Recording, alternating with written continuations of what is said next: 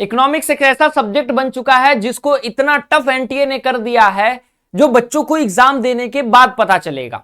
Indian economy एक ऐसा area था जहां से बच्चे बहुत ज्यादा स्कोर कर पाते थे, क्योंकि माइक्रो जो कि एक छोटे पोर्शन में पूछा जाता था, उसमें बच्चे स्कोर बहुत कम कर पाते थे, आता तो 5-6 ही क्वेश्चन था। लेकिन अब उस माइक्रो के लेवल को बढ़ा दिया गया है, सिलेबस ऐड ऑन कर दिया गया और लगभग कंप्लीट माइक्रो इकोनॉमिक्स अब आपको पढ़ना पड़ेगा और मैक्रो के सिलेबस को अनचेंज रखा गया। लेकिन अब इस सिलेबस जानने के बाद जो आपको जानना चाहिए और जो आपने कमेंट सेक्शन में लिखा था, वो लिखा था कि सर पीवाईक्यू एनालिसिस बता दीजिए।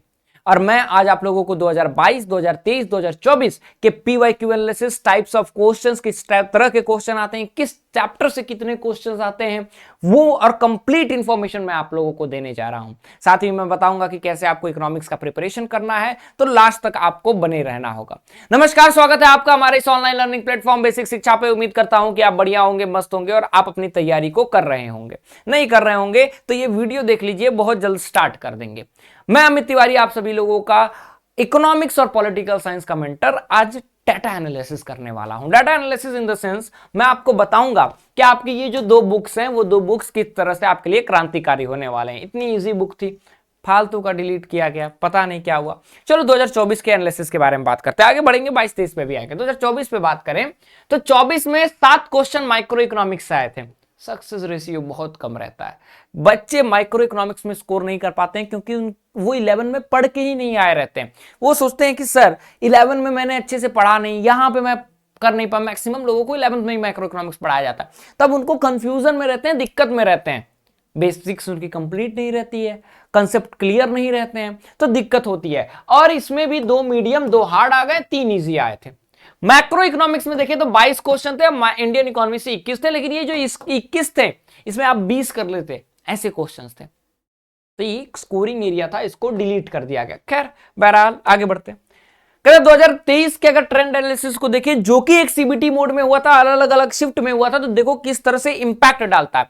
एक तो अलग अलग शिफ्ट में आपके एग्जाम होंगे, अलग अलग डेट्स और शिफ्ट में एग्जाम होंगे।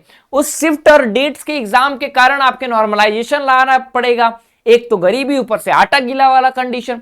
दूसरी चीज, आपके क्वेश्चंस किस तरह के रहेंगे ये देखो। जनरल क्वेश्चंस आपके 27 मई वाले में आए थे कि 27 मई को जो आए थे जनरल क्वेश्चन 26 थे, मतलब कि नॉर्मल क्वेश्चन आ गया था। ठीक है, कि एक स्टेटमेंट आ गया, 4 ऑप्शन, उसको जनरल क्वेश्चन में कहते हैं। Match the following based question 5 थे, जो कि एक टफ माना जाता है। रैंकिंग बेस्ड क्वेश्चन, मतलब कि क्रोनोलॉजिकल ऑर्डर में फेस्ड क्वेश्चन या फिर रैंक के हिसाब से करने वाले क्वेश्चन में 4 थे। मल्टीपल ऑप्शन की मतलब कि 1 2 3 होगा, 2 3 4 होगा, 1 2 3 होगा, 4 2 1 होगा, क्या होगा वो वाले।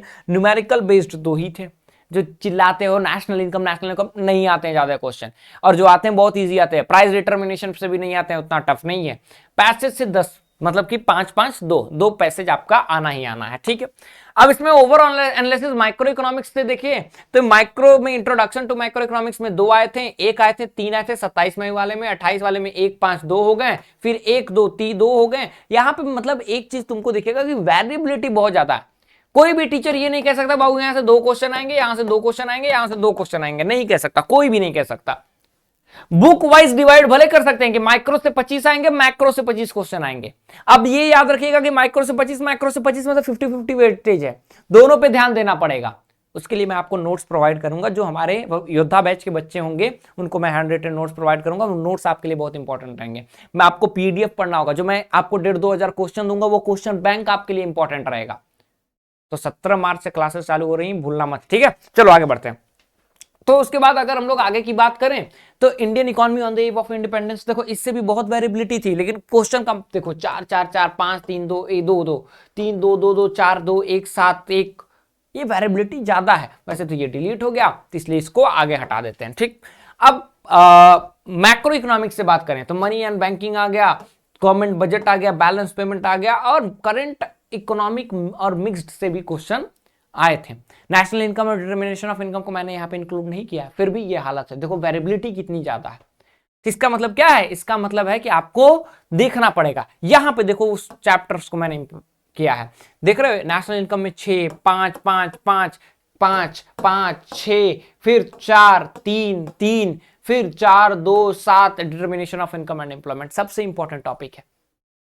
तो ये क्या दिखा रहे हैं, ये दिखा रहे हैं कि आपकी वेरिएबिलिटी कितनी है। ठीक, उसको अगर आगे बढ़ाते हैं तो देखो 17 मार्च से हमारा योद्धा बैच की क्लास चालू होने वाली है। मैं आपको कहूंगा कि मैं आपको इकोनॉमिक्स पढ़ा रहा हूं, आपको live classes, DPP, class notes, practice set 7,500 question भी मैं आपको हर फीस में प्रोवाइड करूंगा, नोट्स भी प्रोवाइड करूंगा। 17 मार्च से क्लास है, बैकलॉग नहीं लगना चाहिए बाबू, ठीक है। ज्वाइन कर रहे हो नहीं कर रहे हो फर्क नहीं पड़ रहा, बैकलॉग मत लगाना, मेरा रिक्वेस्ट है। इकोनॉमिक्स में लगाओगे बाकी सारी आप जो चैप्टर्स हैं या फिर कहें सब्जेक्ट्स हैं उनकी हालत खराब कर दोगे, ठीक है। अगर आपको इंटरेस्ट होगा जोड़ने का तो आपको नीचे दिए गए नंबर पे आप क्लिक कर करके आप ज्वाइन हो सकते हैं। अदरवाइज आपको मैं लास्ट में एक नंबर दिखा दूंगा, देख ही लीजिए अपने नंबर, ठीक है। आप इस नंबर को देख लीजिए, आप यहां से भी इच्छा है तो आप ज्वाइन हो सकते हैं, ठीक है। आगे बढ़ते हैं, ठीक, चलो यहाँ पे आओ, ये ज्यादा इंपॉर्टेंट है। तो माइक्रो में आपको मैंने बता दिया कि डिवीजन क्या हुआ था, ठीक है। आगे बढ़ते हैं, ठीक। अब introduction to macroeconomics consumer behaviour demand में number of question 2 elasticity of demand से बस एक क्वेश्चन आया था लास्ट ईयर, ठीक है। लेकिन इस बार ये बढ़ेगा question. Introduction to macroeconomics से 1, नेशनल इनकम से 6, बैंकिंग मनी एंड बैंकिंग से 4, फिर 3, फिर 5, फिर 2, फिर 1, ऐसे ऐसे क्वेश्चन आया था, ठीक है। इजी आपके कितने थे, मीडियम कितने थे, ये आपका काम है, आप देख सकते हैं, ठीक है। तो ये क्या दिखा रहा है, ये वेरिएबिलिटी दिखा रहे हैं। इंडियन इकोनॉमी में देखो कितनी वेरिएबिलिटी है, ठीक है।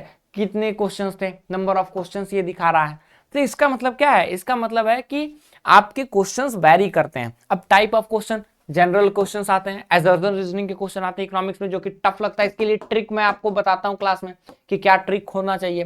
केस स्टडी बेस्ड आते हैं, match the following, single choice और मिक्स चॉइस जो मैंने आपको बताया वो इंपॉर्टेंट प्लेसेस से रिलेटेड आते थे, वो इंडियन इकोनॉमी में आते थे, अब नहीं आते हैं।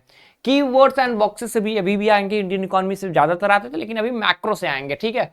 Word meaning and full form से क्वेश्चन आएंगे, थोड़ा बहुत ही बचा है लेकिन वर्ड मीनिंग से 1-2 क्वेश्चन आ सकते हैं, ये भी बेसिकली उसी से आते थे और क्रोनोलॉजिकल भी आपके इंडियन इकोनॉमी से आते थे। तो ये आपके लिए क्या है, ये आपके लिए एक बहुत बड़ा चैलेंज के रूप में है और ये चैलेंज जो है आपको योद्धा बैच में ही सॉल्व हो पाएगी। तो अगर आपकी इच्छा है आप जुड़ सकते हैं। नेक्स्ट आप बताइए कि अगला कौन सा जो है मैं वीडियो बनाऊं। क्या आप चाहते हैं कि मैं 2024 का क्वेश्चन पेपर लाइव सॉल्व करके दिखाऊं या वीडियो सेक्शन में डालूं, कमेंट सेक्शन में बताओ।